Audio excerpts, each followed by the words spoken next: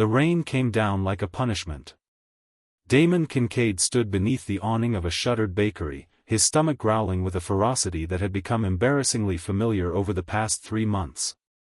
The cardboard box in his hands was damp at the corners, threatening to disintegrate into a pulpy mess.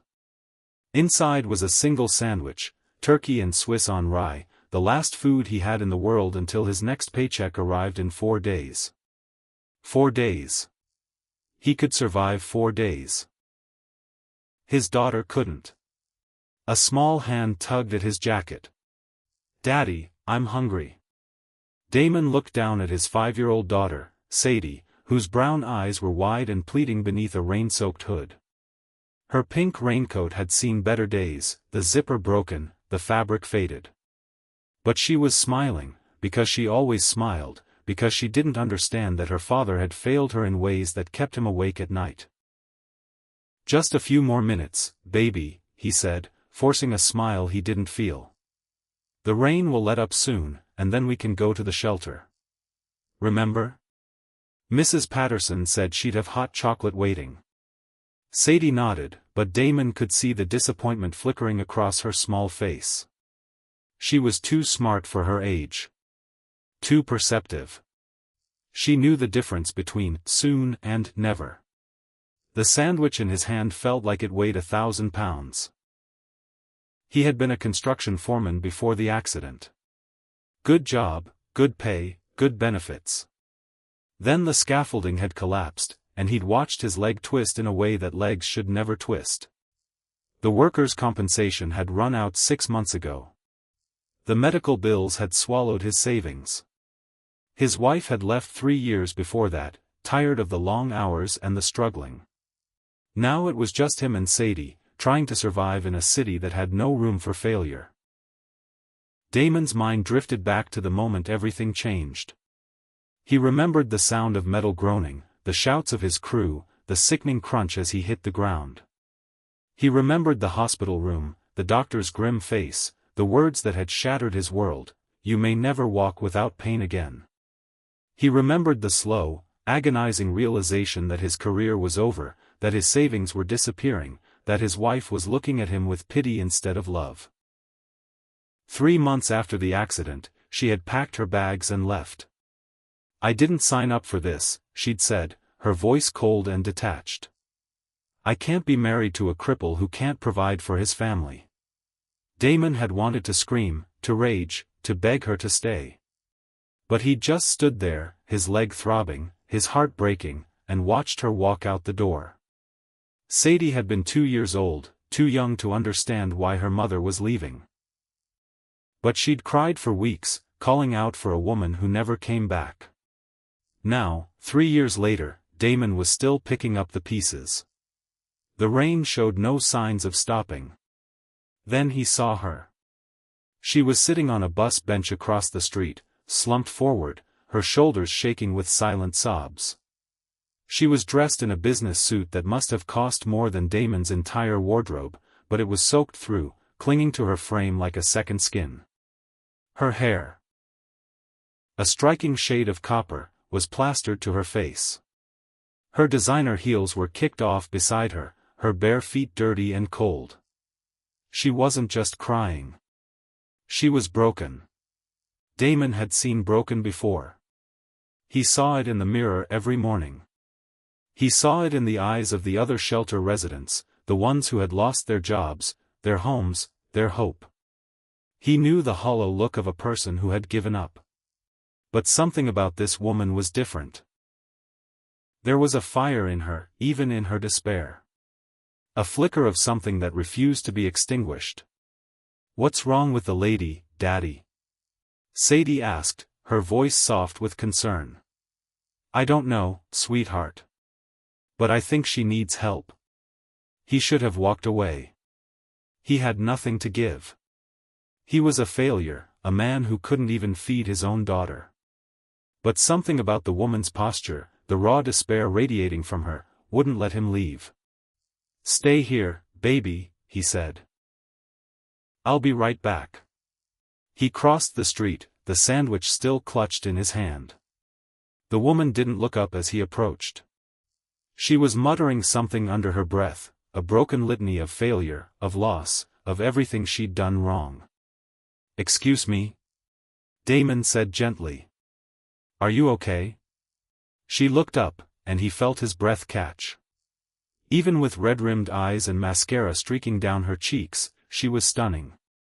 High cheekbones, full lips, and eyes the color of storm clouds. Gray and green and blue all at once. She was young, maybe early 30s, but there was a weariness in her gaze that made her seem older. "Do I look okay?" she snapped, her voice cracking. "Do I look like I'm having a good day?" Damon didn't flinch. He'd been snapped at before.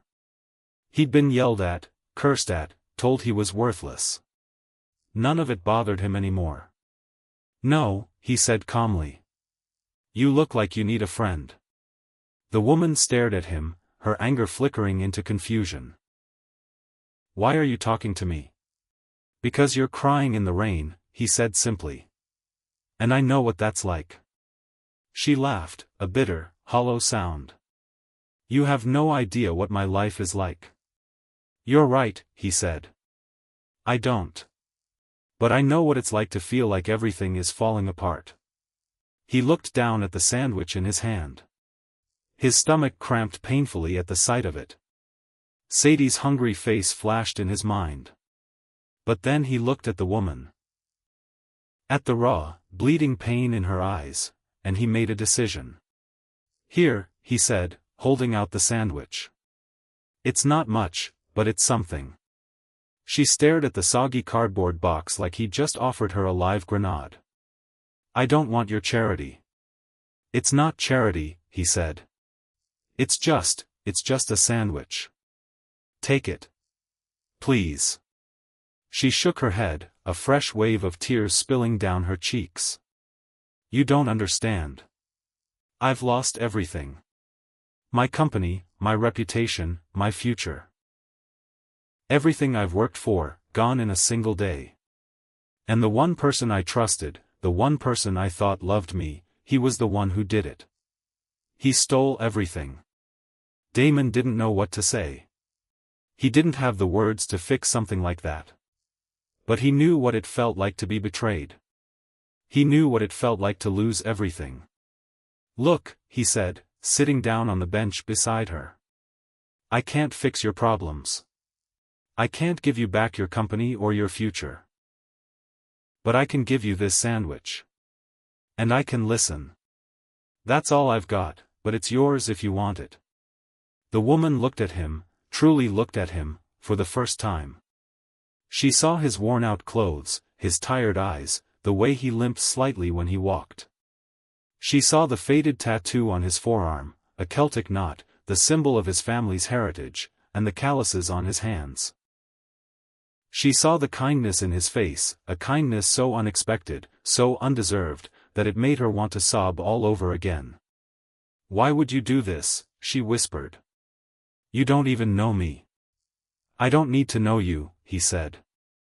"You needed help. I had something to give. That's all that matters." He pressed the sandwich into her hands. She looked down at it, her fingers trembling. "I'm Arabella," she said softly. "Arabella Thorne." "Damon," he said. "Damon Kincaid." Arabella opened the box and stared at the sandwich inside. It was small, simple, unassuming. But it was more than anyone had given her in months. Her so-called friends had abandoned her the moment her stock plummeted. Her fiancé, the man who'd proposed to her on a private jet, had emptied their joint accounts and disappeared. And this stranger, this man who clearly had nothing, was giving her his last meal. "I can't take this," she said, trying to hand it back. "You obviously need it more than I do." "I have a daughter," Damon said. "And she's watching us right now. I need her to see that there are good people in the world. That even when things are hard, we still help each other. Please. Let me give her that lesson." Arabella looked across the street and saw the little girl in the pink raincoat, waving shyly. Her heart clenched. She had wanted children once. She'd dreamed of a family, a home filled with laughter. But her ex-fiancé had convinced her they had time, that they should focus on building their empire first. And now she had nothing. No empire. No fiancé. No chance at a family. "Thank you," she whispered, taking a small bite of the sandwich. It was dry, the bread a little stale, but it was the most delicious thing she'd ever tasted. "Thank you so much." The rain began to let up. Damon reached into his pocket and pulled out a worn business card. A relic from his old life, before the accident. "This is the shelter where my daughter and I are staying," he said, pressing it into her hand. "Mrs. Patterson, the woman who runs it, she helps people get back on their feet. I know it's not much, but she might be able to point you toward some resources. Food, housing, job training. Whatever you need." Arabella stared at the card, her throat tight. "Why are you being so kind to me? You don't owe me anything." "Because I've been where you are," he said quietly. "And I know what it's like to feel like no one cares. But someone does. You just have to let them." He stood up, wincing slightly as he put weight on his bad leg. "Take care of yourself, Arabella. I hope things get better." He started to walk away, and she watched him go. The limp was more pronounced now, a painful reminder of whatever accident had brought him to this place. He was going back to his daughter, back to their life of struggle and survival, and he was still smiling. She looked down at the sandwich. At the business card. At the kindness of a stranger who had nothing to give and had given everything anyway. "Wait," she called out, scrambling to her feet. "Damon, wait." He turned, his expression curious. "The shelter," she said. "I can't go there. Not yet. But there's something I can do for you. I don't have much right now, but I have connections. I have knowledge. Let me help you." Damon shook his head. "I didn't do this so you could pay me back." "I know," she said, stepping closer. "But I want to. Not because I owe you, although I do, but because I think there's a reason we met today. I think you were meant to find me." Damon looked at her, really looked at her. He saw the desperation in her eyes, but he also saw something else. Strength. Determination. The same fire that had once burned in his own heart, before life had doused it. "I don't know what you could possibly do for me," he admitted. "I'm a construction worker with a bad leg and a daughter to feed. I'm not exactly a fixer-upper." Arabella smiled, the first genuine smile she'd managed in weeks. "I used to be the CEO of a real estate development firm. I built buildings. I know people in the industry. I could make a few calls, get you back into the workforce. A desk job, maybe. Something that doesn't require physical labor." Damon blinked. "You're serious?" "I'm very serious," she said. "I may have lost my company, but I haven't lost my reputation. People still respect me. People still owe me favors. Let me use them for you." "Arabella, I can't." "You can," she interrupted. "You gave me something today. You gave me hope. Let me do the same for you." A week later, Arabella was sitting in the office of Marcus Sterling, the CEO of Sterling Construction. A man who owed her his entire career. "I need a favor," she said, her voice calm and composed. "I need you to give a man named Damon Kincaid a job." Marcus raised an eyebrow. "Damon Kincaid? The foreman who was injured on the Thornton site? You know him?" "Everyone knows him," Marcus said. "He was one of the best foremen I ever had. His accident was a tragedy. Workers' comp cut him off, and he's been struggling ever since. I heard he's living in a shelter with his daughter." Arabella felt a lump form in her throat. She'd known Damon was struggling, but hearing it confirmed made it real. Made it painful. Give him a job, she said. A desk job. Something he can do with his injury. I'll co-sign on anything you need. I'll write a check. Just, please. Help him. Marcus studied her for a long moment. Arabella, I've known you for 15 years. You've never asked me for anything. Why him? Arabella thought about the rain. The sandwich. The kindness of a stranger who had given her everything when he had nothing. Because he saved me, she said softly. And I need to save him back. Marcus leaned back in his chair, his expression thoughtful. You know, Arabella, when your company collapsed, I was one of the people who thought you were finished. I figured you'd disappear, move to some island, live off your remaining assets. But here you are, fighting for someone else. That takes guts. Arabella smiled bitterly. I spent my whole life fighting for myself. Maybe it's time I fought for someone else. Marcus nodded slowly. I'll make the call. But Arabella, I need you to understand something. This isn't just a favor.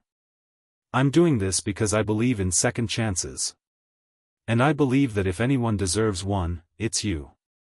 The next morning, Damon received a phone call from Marcus Sterling himself. Mr. Kincaid, Marcus said. I heard you're looking for work. Damon's heart nearly stopped. Yes, sir. I am. I have a position for you, Marcus said. Project manager. Desk work mostly, but you'll be in charge of overseeing our smaller residential developments. The pay is good, the benefits are excellent, and there's a signing bonus to help you get back on your feet. Damon gripped the phone so hard his knuckles turned white.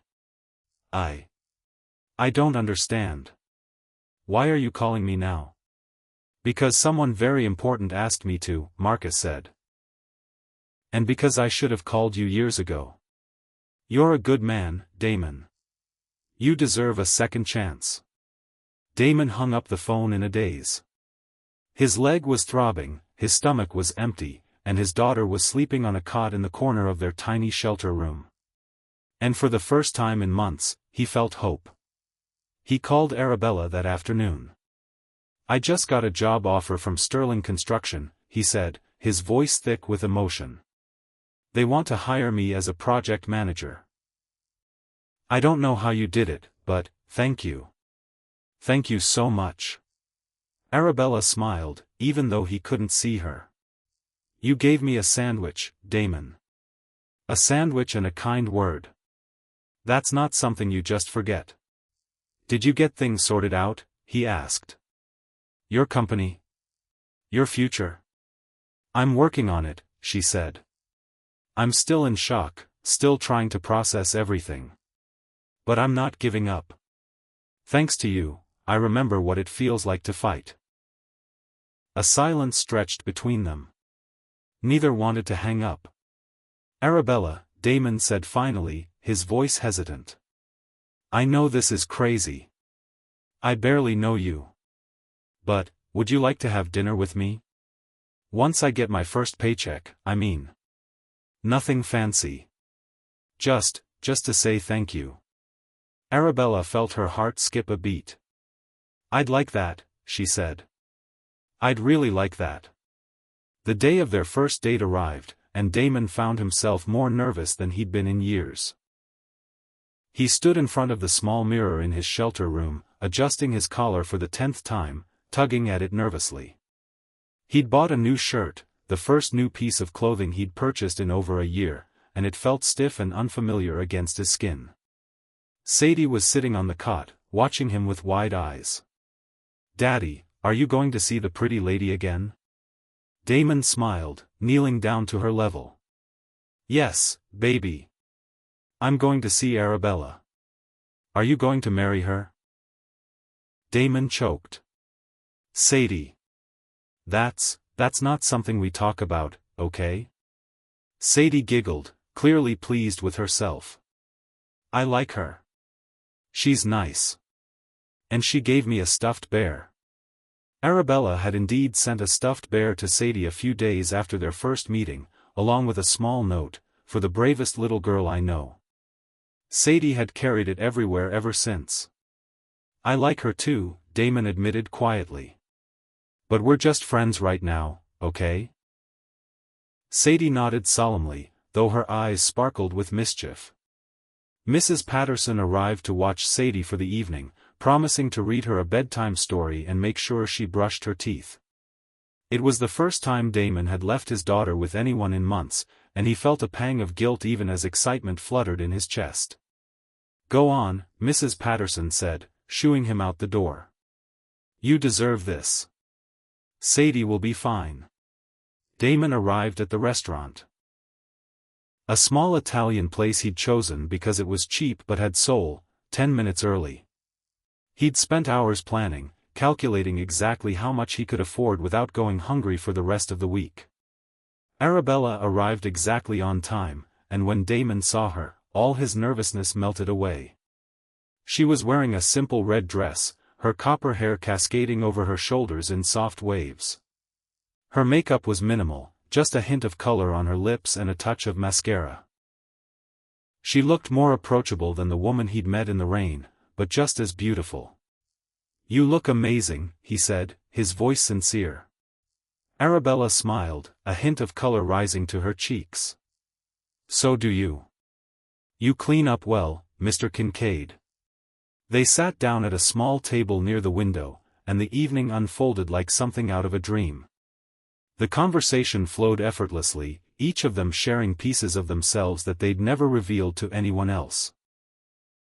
Damon told her about his life before the accident, the construction work, his dreams of opening his own business someday, the wife who'd left him when things got hard.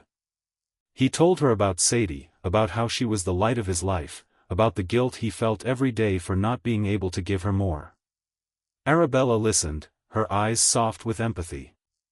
"My father walked out when I was 7, she said quietly.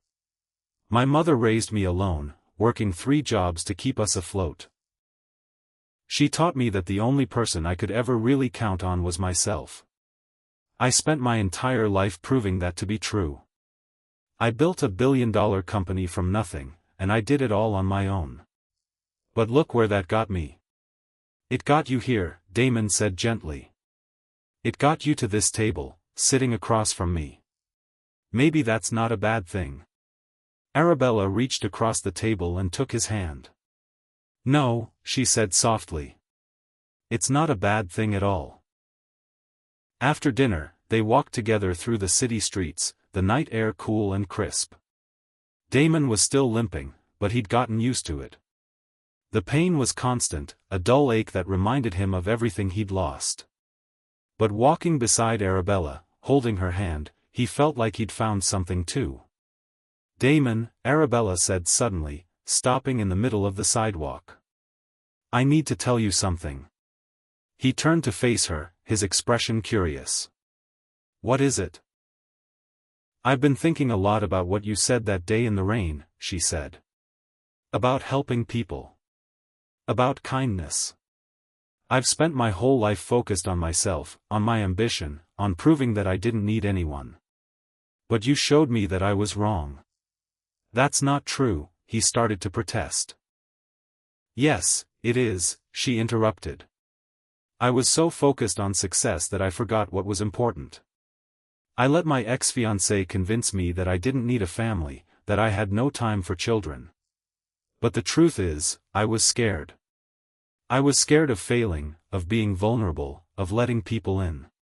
She reached into her purse and pulled out a small velvet box. "I want to show you something." Damon's eyes widened. "Arabella, what is that?" "Just open it," she said, smiling. He opened the box to find a simple silver ring inside, with a tiny diamond in the center. It wasn't expensive, not by her standards. But it was beautiful. It was perfect. "I don't understand," he said. "What is this?" "It's a promise," Arabella said. "A promise that I'm not running away anymore. A promise that I want to build something real. Not a company. Not an empire. A life.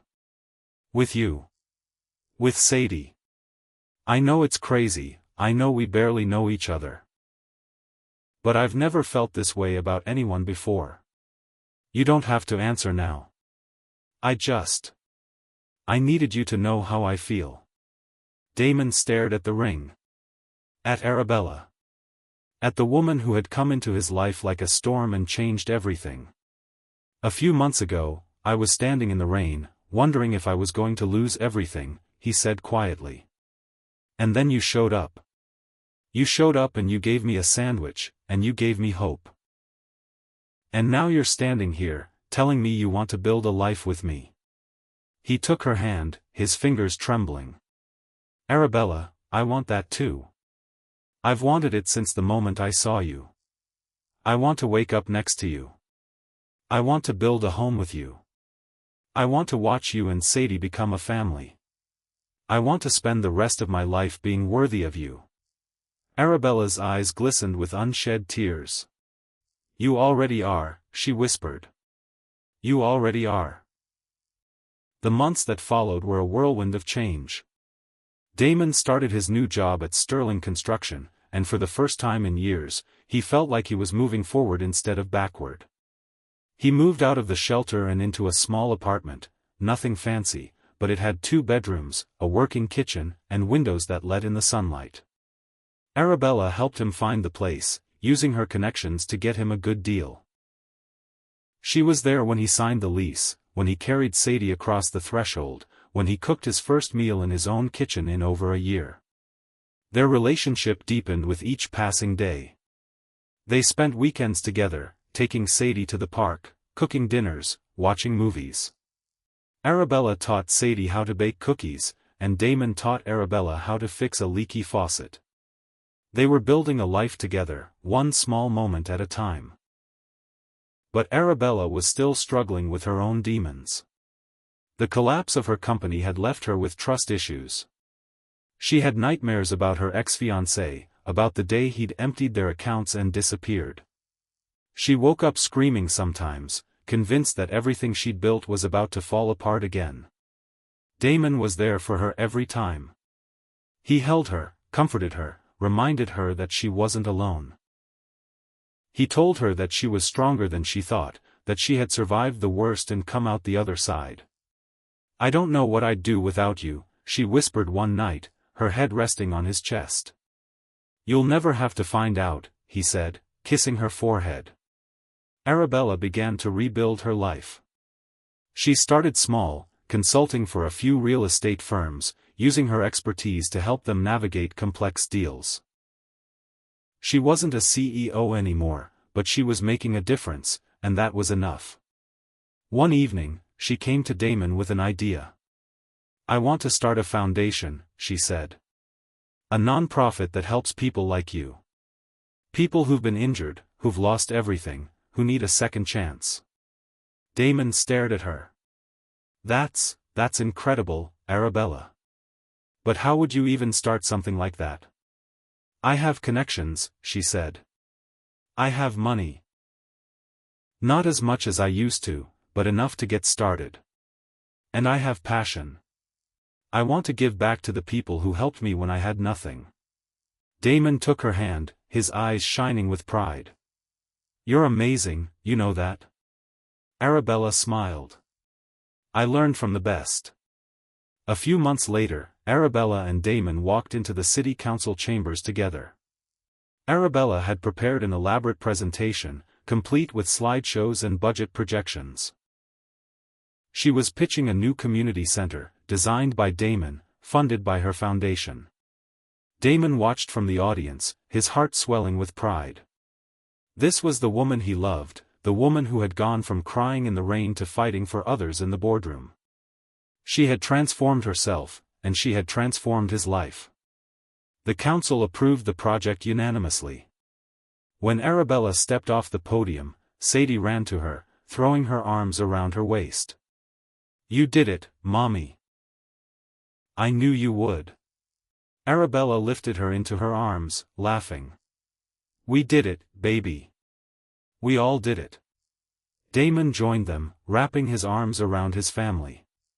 The photographer from the local newspaper snapped a picture, and later, it would appear on the front page beneath the headline, "Local Heroes Build Community, One Heart at a Time." 2 years had passed, and Damon Kincaid was a different man. The office was small, cluttered with blueprints and model buildings, but it was his. Kincaid and Thorne Development had become one of the most respected firms in the city, known for building affordable housing and community centers that actually made a difference.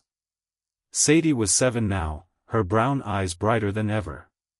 She was in the corner of the office, working on a drawing of a castle, her tongue poking out in concentration. "Almost ready to go?" Arabella asked, appearing in the doorway with 2 coffees in her hand. "Just about," Damon said, looking up from his desk. "We have that meeting with the city council in an hour. They're finally approving the new community center in the West End." "The one you designed?" Arabella asked, raising an eyebrow. "The one we designed," he corrected. "You're the one who drew up the budget and got the financing." "I just drew the pretty pictures." Arabella laughed, setting the coffee down on his desk. "You do more than draw pretty pictures, and you know it. You're the heart of this company, Damon. You always were." The wedding had been small, just a handful of friends and co-workers, Sadie serving as the flower girl and crying happy tears when she saw Arabella walk down the aisle. Arabella's mother had passed away a few years ago, and Damon's father had long since disappeared. But Mrs. Patterson had been there, beaming with pride, and Marcus Sterling had given a toast that made everyone cry. It wasn't glamorous. It wasn't expensive. But it was theirs. "Mommy!" Sadie shouted, dropping her crayons and racing across the room. "Mommy, look! I drew our house." Arabella bent down to examine the drawing. It was a square building with a tiny garden and a tree with a swing. There were stick figures of 3 people standing in the garden. Sadie had written "Our Family" in wobbly letters at the bottom. "It's beautiful, baby," Arabella said, kissing the top of her head. "Can I keep it?" "It's for you," Sadie said, thrusting the drawing into her hands. "A present. Because you're my best mommy ever." Arabella felt her heart swell. She hadn't been sure, at first, if she would ever feel like a real mother.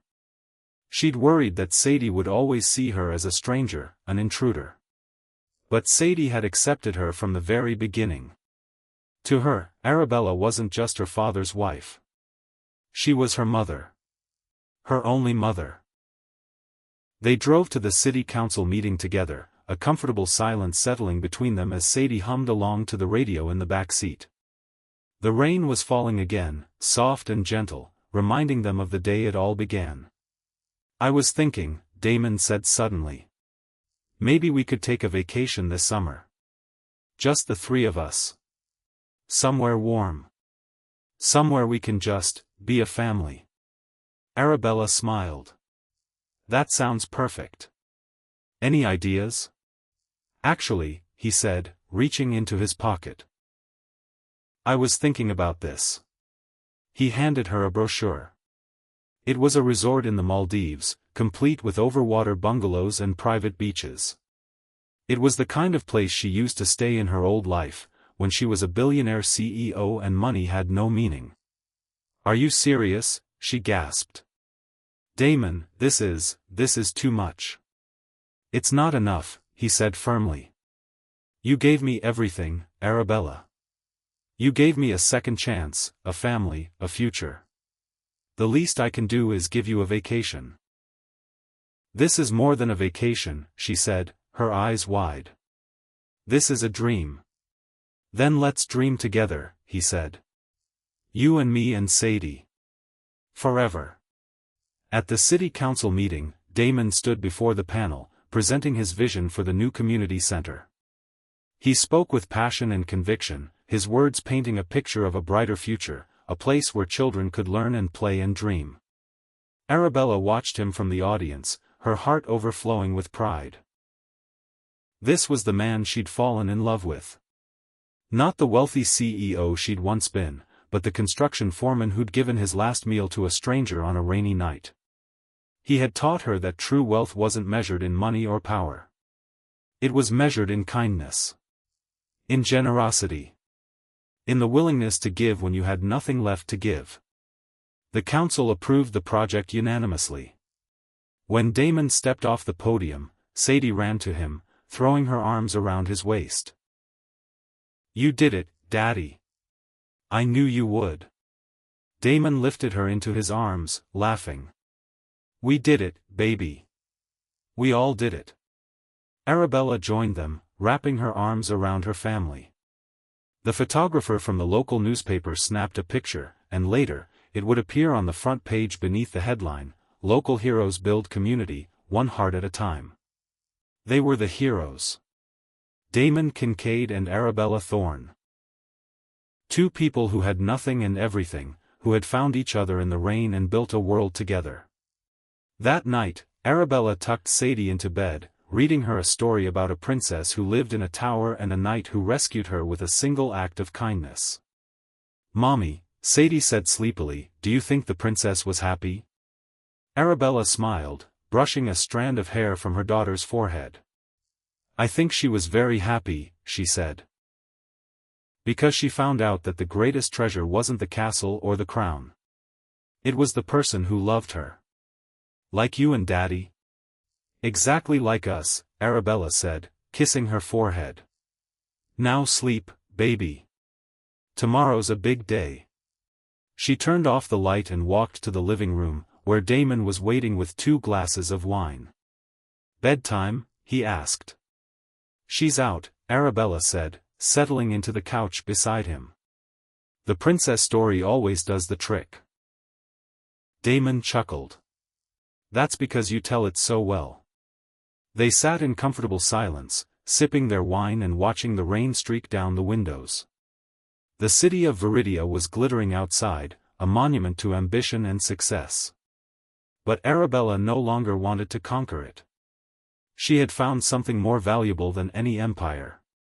"Thank you," she said softly. "For what?" "For not giving up on me. For being there when I had nothing. For teaching me what really matters." Damon took her hand, his eyes warm and loving. "You were the one who taught me," he said. "You showed me that it's never too late to start over. That there's always hope, even in the darkest moments. And you gave me Sadie. You gave me a family. I gave you a sandwich," she said, laughing softly. "You gave me more than that," he said. "You gave me a reason to believe again. And that's something I'll never forget." He leaned in and kissed her, soft and tender, the same way he'd kissed her in the rain all those years ago. It was a kiss that promised forever, a kiss that said everything words couldn't express. And as the rain fell outside and the city sparkled like diamonds, Arabella knew that her journey had finally brought her home. She was Arabella Kincaid now, wife, mother, and partner. She had stopped chasing success and started chasing joy. She had stopped building empires and started building families. She had stopped running from love and started embracing it. It had taken a storm to bring her here. It had taken a sandwich and a kind word from a stranger. But sometimes, the greatest love stories start with the smallest acts of kindness. And this one, their love story, was just beginning.